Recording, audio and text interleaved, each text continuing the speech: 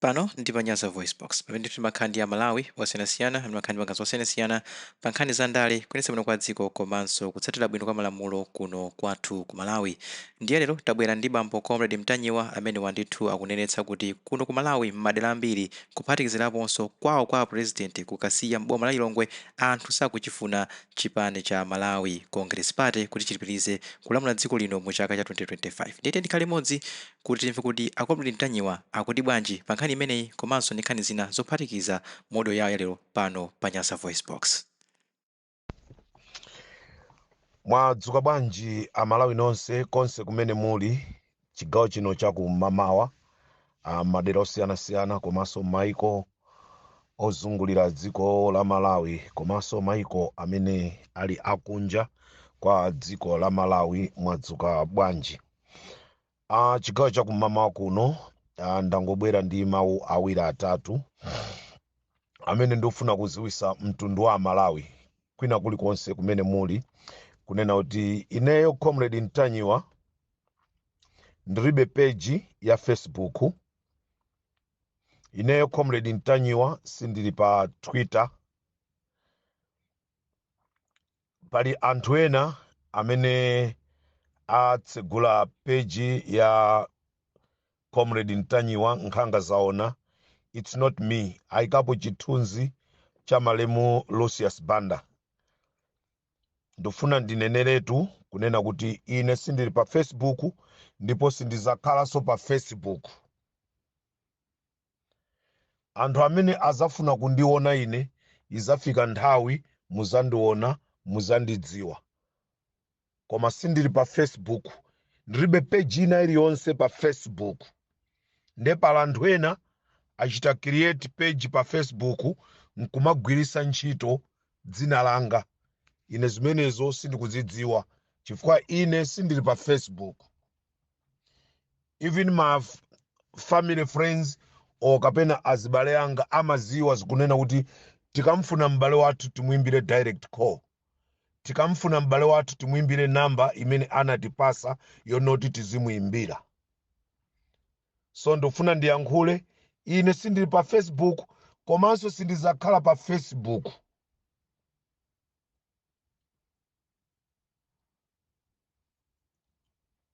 Pamene mmatumizira ma uthenga wanga pa Limpopo FM, that's all. Mukandipeza ku Limpopo FM. Without there sindiliso kuma Facebook. Ndendafuna kunena nonse amene mukugwirisa ntchito dzina la Mtanyiwa pa Facebook. You are just wasting your time. Kamuzi yankhula pamenepo kufuna kuipisa dzina langa. I don't mind. Koma ineyo ndizakhala Comrade Mtanyiwa, ndizakhala Mtanyiwa mpaka na siku limene Yesu kandi Mulungu azafune kunditenga pa dziko lapasi pano. Endi sindikutekeseka ndi china chilichonse. Naneso sindikuopsezedwaso. Ngati mmene side inayo ikunena kuti sizaopsezedwa, ineso sindikuopsezedwa. Chifukwa chondiopsezacho sindikuchiona. Unless Amalawi eni azandiopsezeni ndizamva. Koma munthu kundiopseza ine, ineso sindizaopsezeka. Koma Amalawi eni amene ndimatumikira akazati koma timuopseze Mtanyiwa, ndizamva chifukwa ndi Amalawi eni, not individual kapena kagulu sikisi kanthu kamene kakukhala pansi ndikumakambirana za upandu wonoti timpangire Comrade Mtanyiwa. Let me assure you guys, nonse amene mukundipangira maupandu, dzenje limeneli mugwera monokha. I'm repeating, dzenje limeneli mugwera monokha, ndipo muzipita mmozi. Chifukwa tikakhala phe tikumaoneka ngati ndife zisiru, ena mufuna muzooneka ngati ndino ochenjera. Ndedzenje limene mwatenga khandi makasu atali amene timache chikula maembe akumpoto waja. Makasu ake ngati mukukumbira amene aja mupita monokha. Kama mukugwirisa ntchito kakhasu kakang'ono kakafupi, dzenje limenelo mupita monokha mulowamo. Ine sindilowamo. Ndifuna ndibwereze ine 2025 ndifika. Mulungu wanga ndi wamoyo. mulungu wanga amene ndimampemphera ine ndi wa moyo. Ine ndapulumuka mu ngozi 15 mmoyo wanga, ngozi za galimoto 15 mmoyo wanga kuzafika lero. Chilipo chimene mulungu ali nacho pa ine, ali ndi cholinga. Ngozi zonsezo ndakhala ndikupulumuka. Ndena mukhani maganizo anu onena kuti ameneyi timpeze timpase poison. Poison ameneyo muzazithira nokha. Ulendo umene umupita nokha, ine sindipita nawo. Ine ndili pano mpaka 2025. Mulungu wanga anditchinjiriza mpaka ndikafika 2025.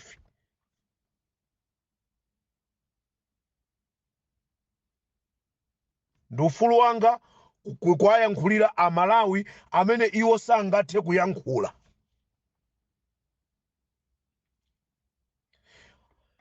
Ndamva chisoni kunali maliro kudowa uko. Munthu wina amagwira ntchito ngati mphunzitsi, analandira pension. Munthu uja wamwalira. Kodi ana ake ndalama zimenezi akazilandira kuti? Waziyendera iye nkutopa, mwinanso kumwalirako inali nkhawa. Kumwalirako inali nkhawa. Aboma aganizireni anthu akagwira ntchito akalandira pension yawo. Tatiyeni pakhale maximum ya miyezi, kuti katha miyezi 5, miyezi 7, malamulo amati chani munthu akalandira pension yake. Azikhala period yaitali bwanji asanalandire ndalama yake, kuti iyeyo alandire ndalama yake. Anthu ambiri amene alandira mapension mboma, tikuyankhula pano, ambiri amwalira azisiya ndalama zawo. Ndipo ndizokayikitsa kunena kuti kodi mabanja awo azilondoleza zimenezi. Mabanja ambiri akuvutika, sanayenereka kuvutika. Makolo awo anagwira ntchito mboma, koma ndalama za pension aziyendera mpaka ndikufika kutopa.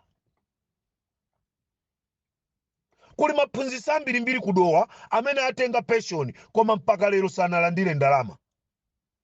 Kuli maphunzitsi ambirimbiri kunchisi, kunkhotakota, kumulanje, kuchilazulo, kuthyolo, kuzomba, kumangochi, kunkhatabe, kuchitipa, kukalonga, kumzimba. Anthu alandira pension koma ndalama zawo mpaka lero. Ena akutha mpaka zaka 5, akutha zaka 4, zaka 3 osalandira ndalama zawo. Kodi tufuna tichite benefit? Ndifeyo anthu amene tikasankhidwa kuyendesa boma, ndi amene tichite benefit pa ndalama za aini yake. Ogwirira ntchito ndi kukhala wina, okadyerera ndi wina. Ndikumva chisoni chigawo chakum'mawa kuno ndikulandira telefoni kunena kuti onse achinyamata, anyamata ndi atsikana omwe, tikati achinyamata, anyamata ndi atsikana omwe, amene akugwira ntchito ku NRB, mwezi uno wachitatu, ena mwezi uno wa namba 4, sanalandire masalale yawo. Ndi inuyo aboma mukuti anthu amenewa azikadya kuti? Ena mwa iwo sakuchokera m'nyumba mwa makolo mwawo, akukhala paokha. Alipire chani renti? Alipire ndi chani renti? Pamene mabwanawo akuti iwo akulandira ma allowance yawo. Why not these juniors?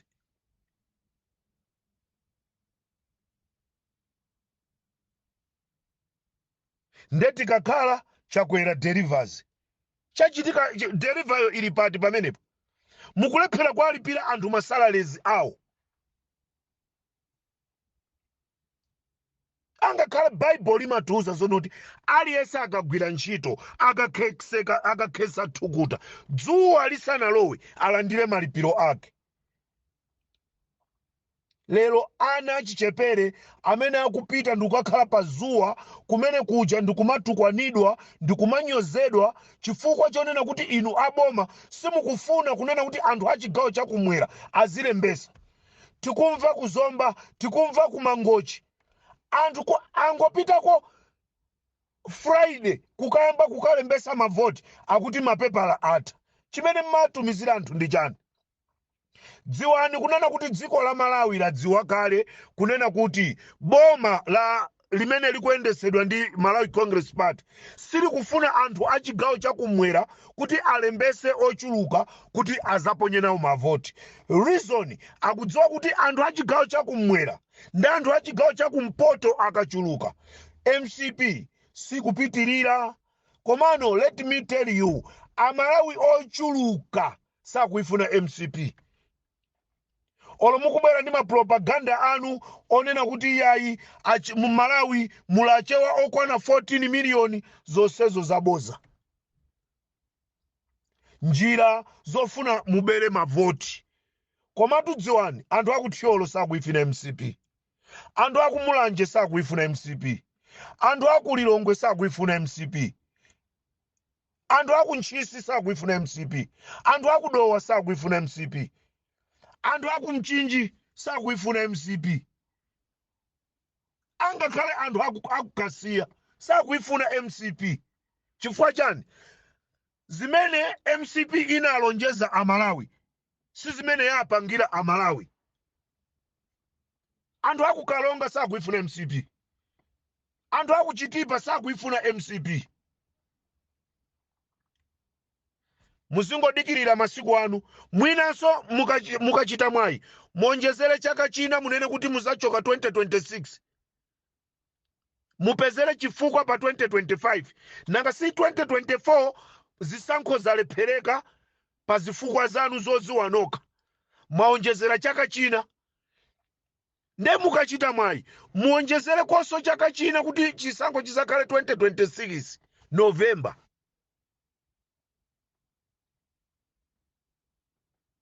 Chifukwa tuikamazati 7 koloko ya mmamawa osati ya mazulo, 7 koloko ya mmamawa owina azachita kuziwikiratu. There is no one amene akuchifuna chipani cha MCP. Ndomweo amene mukapasa ka 20,000 kwacha, ka 50,000 kwacha, ndikubwera ndikukuyankhulirani ndomweo. Komanso anthu amenewo azakuthawani. Chifukwa chimene akufuna iwo akungofuna kuti zimene anachita kwa inuyo, zimene inu mukuziona ndi zolakwika, musapangire choyipacho chimene mukufuna kuapangira Boni Kalindo, chimene mufuna kuapangira Antanyiwa. It's very unfortunately lero president ndikumayankhula zonoti apolisi musamango amanga anthu pa zifukwa za ndale. Pamene akapita kuseliku akugwirizana uja kantengeni akufuna kuzifufuta. Simungafufute. Utenga ndionena kuti Judas Iscariot amazuzulidwa, amauzidwa. Judas Iscariot amauzidwa akulu izi mukupangazi zompereka mwana wa mulunguzi. Izi mukupangazi sizikuthandizani, koma Judas Iscariot amanyalanyaza. Dziko imafika nthawi dziko ndikuchepa. Timanena kuti tu nsanje tuchitipa. Siku lina silizati nsanje tuchitipa. Tizangoti nsanje tuchikwawa. Lachepa sopano. Ndipo zizindikiro zonena kuti dziko anthu ena layamba kuachepera tikuziona. Chizindikiro choyamba anthu owateteza achuluka sopano. Chizindikiro choyambirira chimene Amalawi mungadziwe kunena kuti dziko lichalayamba kuchepa. Kuchoka pa mabodyguard 10 ndikufika pa mabodyguard 79. Nde ifika nthawi kuchoka pa mabodyguard 79 ndikufika pa mabodyguard 500. Pamene popo dziko lachepa. mtsogoleri wa dziko kumalephera kuwayendera anthu ake, akamayendera anthu ake nkumayenda mwacheucheu. Mtsogoleri wa dziko azisangalala ndi anthu ake. Koma andale chifukwa chonoti amasangalasidwa ndi kumunamiza mtsogoleri, komanso mtsogoleri amasangalasidwa ndi andale azimunamiza, azimuuza kuti zinthu zili bwino pamene zinthu zisali bwino. Apresident a dziko la Malawi, zinthu sizili bwino. Mumve ifeyo amene tili kunja, zinthu sizili bwino. Anthu amene ali mkatiwa kuti zinthu zili bwino chifukwa mwezi ukatha aliyense mukumpasa salale yake ndi akuti zinthu zili bwino. Koma munthu amene asakulandira salale sakuuzani za bwino za boma lanu. Boma sili kuyenda bwino.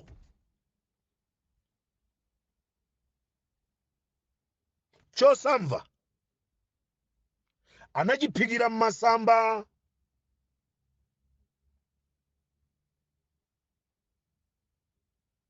Yudasi anali ndi anthu omulangiza, koma sanamve.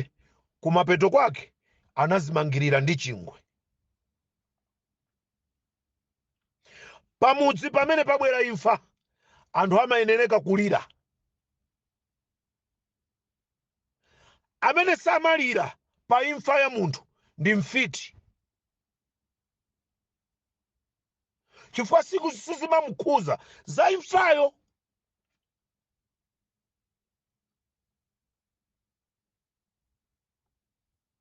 Amalawi akulira imfa ya Chilima. There is no need munthu wina nkubwera ndikumanena kuti mziko mwanga muno zolira sindikuzifuna. Mulamuliro wanga maliro akachitika sindikufuna anthu azilira. What is that? Amalawi tiye ntilire imfa ya Chilima ndi anthu ena aja anafera mu ndege. Tilire imfa imeneja chifukwa ndi imfa yowawa. Sanadwale a Chilima, alapukeni sanadwale, adzimbiri sanadwale. Imakhala imfa yowawa, imfa ya munthu amene anadwala. Anthu samayankhula kwambiri amadwala kapena anadwala kwa nthawi yayitali akapume. Imfa ya Chilima Malawi tinganene zonoti a Chilima apita akapume? Ndiye kuti iweyo mutu wako sukugwira unless umadana naye Chilimayo. Ndiye ndifuna ndibwereze inu azathu aku UTM, musapezerepo mwayi pa imfa ya Chilima kuti mmatumba mwanu mukhale makobiri. Mwini wake wa chipanichi mwa zina zimene zinapangisa kunena kuti aluze moyo wake kunali kuthesa mgwirizano. Kunali kuthesa mgwirizano zinachita cost moyo wa Chilima. Sono lero mwini wake amafuna kuthesa mgwirizano, inuyo mukufuna kukakamirako kumeneko. Chimene mukufunako ndi chani? Tiyamba kukukayikirana Malawi.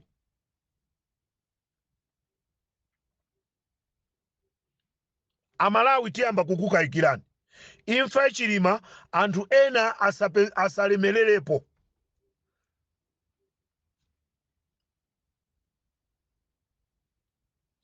Inu nonse amene mukumapita ku State House ndikumakalandira ma envelope, mudziwe zonoti Mulungu akuona. Amalawi ochuluka akhoza osaona, mukhoza kubwera ndikuwayankhula Amalawi mokomesera, koma dziwani kunena kuti mzimu wa Chilima ukukuonani kuti mukupanga chinyengo. Ndi ndrama zimene kuzigwirisa ntchito kwake kukuvuteni within short period of time. Ndrama zimene zosimupangira kena kali konse.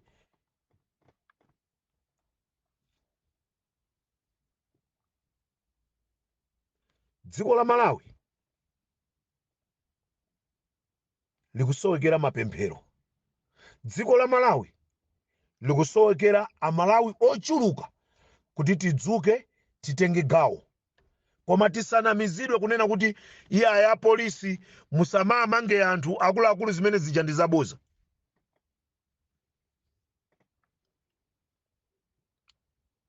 Ndetonera kwa ina afetu tione tibwere ku Malawi ngati simutimanga, simuzachita kuombera kuphazi kuti wafika munthu uja. Amalawi tiye tibwere pamodzi ngati tikufuna kukonza dziko lathu, tonse Amalawi tibwere pamodzi osamsira munthu mmodzi. Azathu aku Kenya aja sana msire munthu, anthu aja angodzuka kunena kuti chichitike. Pamene tikufuna kukonza payenerekanso kukhala kuononga, ndiye kuti tikonza.